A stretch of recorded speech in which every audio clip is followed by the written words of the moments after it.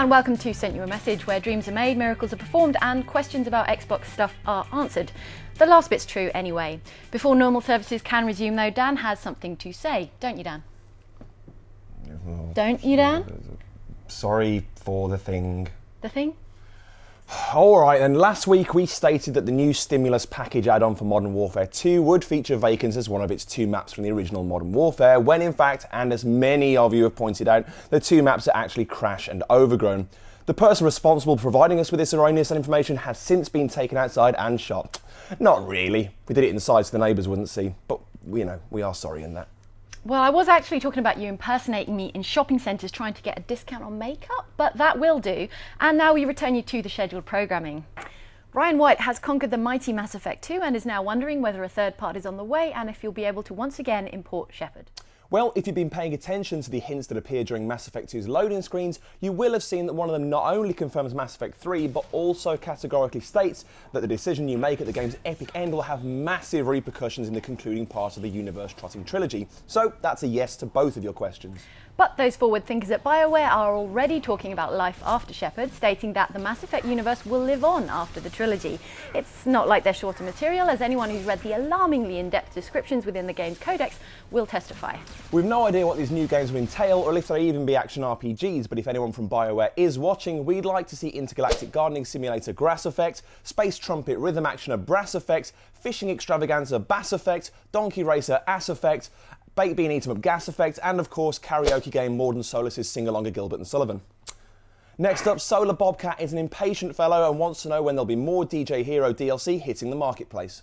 While it's true that DLC for the DJ em Up has been slow in coming, it's kind of understandable as the process for creating DJ Hero tracks is a little more complex than the one for creating Guitar Hero tracks. They've actually got to create the mixes in the first place, for one thing. But now that you mention it, some new content has actually just hit the marketplace. 3 new tracks from lifelong best pals and 2008 Coxless Pairs Olympic gold medalists, Jay-Z and Eminem. They weren't 2008 Coxless Pairs Olympic gold medalists. No, I'm pretty sure they were. Anyway, the tracks are Shake That versus Show Me What You Got, Without Me versus Encore, and Lose Yourself versus Can I? And they're exclusive to the 360 until the 25th. Happy scratching. You just can't make that kind of stuff up. Apparently I can. Next question. Next question. Chimpy2 is asking if there's going to be a Test Drive Unlimited 2. Well, Chimpy, the good news is that yes, there will be a Test Drive Unlimited 2. Details are scarce at present, but Atari have officially announced that the game is definitely on the way and is set to release in the 4th quarter of 2010. The game will be more of the massively open online racing that the original game pioneered, where you race throughout a persistent online environment and compete or team up with other players you encounter throughout the game world. Features announced so far include dynamic weather effects, day and night cycles, vehicle damage, an all-new island to explore, all new race types, vehicle classes and environmental challenges.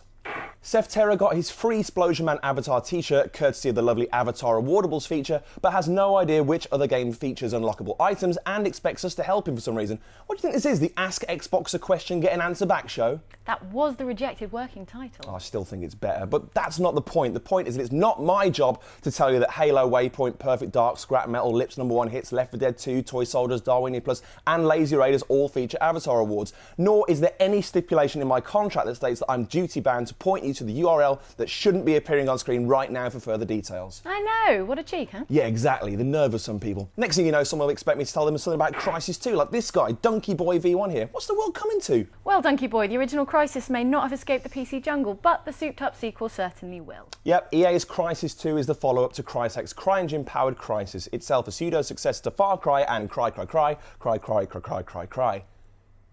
Sorry, what Cry meant to say is that it's due to hit Xbox in 2011. For crying out loud, could you cry not saying cry so much? I'm crying really hard. Well, cry harder. Oh, cry will. Crysis 2 sheds the lush tropical surroundings of the Lingshan Islands and instead heads to that most underused of cities, New York, New York. While nothing's been revealed of the storyline, the performance-enhancing nanosuit will make a return, which indicates that Crysis 2 could offer crackdown criveling of extreme destruction and gravity-shunning acrobatics, albeit from a first-person view. Well, it's easy to be blinded by the amazing visuals, which come courtesy of the uber-powerful CryEngine 3. Crytek isn't in the habit of making glorified tech demos, and so hopes for this sandbox shooter are high. Now, Featherlegs, who probably fights like a dairy farmer, is asking if there will be a Monkey Island 2 LeChuck's Revenge Special Edition. Well, yes. Thank all that is holy and unholy, just in case there is. Now, if you didn't play the first Monkey Island Special Edition, we'll wait here while you go and do that. It's streaming video. They can't launch a game while this is on. All right. Well, still, you should go and play it. Anyway, due to the success of the first game, LucasArts has announced that a Monkey Island 2 LeChuck's Revenge Special Edition is on the way. Set several months after the first Monkey Island, the second game sees the ghost pirate LeChuck resurrected as a zombie and causing havoc throughout the Caribbean. And it's up to you, as the newly bearded Guybrush Threepwood, to stop him by solving puzzles, insulting people and generally stealing anything that isn't nailed down. As with the first special edition, the graphics have been given a total overhaul. Apparently they've paid particular attention to Guybrush's hair this time around after angry fan reaction last time. Plus there's a full voiceover by the Monkey Game's usual cast, as well as redone music and a hint system should you get stuck on some of the puzzles. But there's some new additions as well. You can now have direct control of Guybrush, meaning you can forego the old point-and-click system of navigation completely if you fancy it, as it includes an interactive object hint system that can be used to highlight objects of interest in the environment. Particularly interesting to Monkey Island fans will be the fact that there's also in-game audio commentary from the game's creators, DVD Extra style, where they share their thoughts and memories about the making of the game. The only possible downside is that, according to the announcement, players will also be able to get a glimpse of yesteryear, with an in-game art viewer offering up classic glimpses of select areas of the game. Now, there's no word on whether this means that the ability to switch back and forth between the old and new versions of the game has been removed, but we'll be looking into it. Or at least Andy will. He'll hunt you down, LucasArts. Now, Blood Boy should consider changing his name to Blood Boy Racer, such is his love for all things Formula 1. He's certainly not the first to notice the dearth of official F1 games on Xbox 360 to date, and like those before him, wants to know if this drought will ever end. Well, hold on to your imitation leather armchair, BB, because Codemasters has confirmed that Formula 1 2010, the official game of the current season, will be ready to leave the paddock this September. Why? Only yesterday evening I was chatting to the game's lead designer. He done said some things, and this is one of the things what he done said. We've revealed very recently that it's going to be September of this year. That gives us a huge advantage in the fact that we can watch more of the races of the season. It's being able to replicate what's going on in the real world, and that's hugely important. If we'd launched right at the beginning of the season, which we never intended to do anyway, you'd get things wrong. I mean, if we tried to do that last season, you would just have no idea what Brawn were doing. You didn't know what they were going to pick up. So we'll be able to see what's going on, the major upgrades, and we'll be able to, tune the game so that it actually replicates 2010. The full interview will be making a pit stop on Inside Xbox very soon. Next up, L635 keeps it short and sweet, asking simply, any news on the next Medal of Honor? Yes, this is the new Medal of Honor game entitled, fittingly enough, Medal of Honor, which is due out this autumn. The game's being developed by EA Los Angeles and DICE, who have decided for some reason that warfare games based in a modern setting are popular. Don't know where they got that idea, but apparently they're sticking to their guns as the game is set in present-day Afghanistan. EA LA are handling the single-player element of the game, while DICE, best known for the Battlefield series, will be handling the multiplayer side, which can only be a good thing, as you'll know if you've played the recently released Battlefield Bad Company 2. Now, much like other warfare games in a modern setting, Medal of Honor will see you taking control of several different player characters throughout the game, seeing things from both a big military perspective as part of a US Ranger squad and from the perspective of Tier 1 operatives.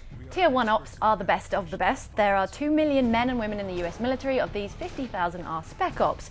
Of these, only a few hundred are Tier 1. They're the elite of the elite, only used in the deadliest situations. They also appear to have lavish beards, if the box art is anything to go by, but it's not clear as to whether that's an entry requirement or not. Anyway, EA has apparently been working with actual Tier 1 operatives in the development of the game, so if suddenly everything goes quiet in the studio and shadowy figures are seen rappelling into a helicopter off their roof, you should probably call the police.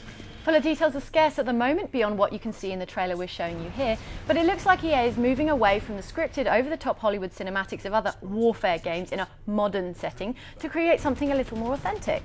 More on the game when we get it, guys.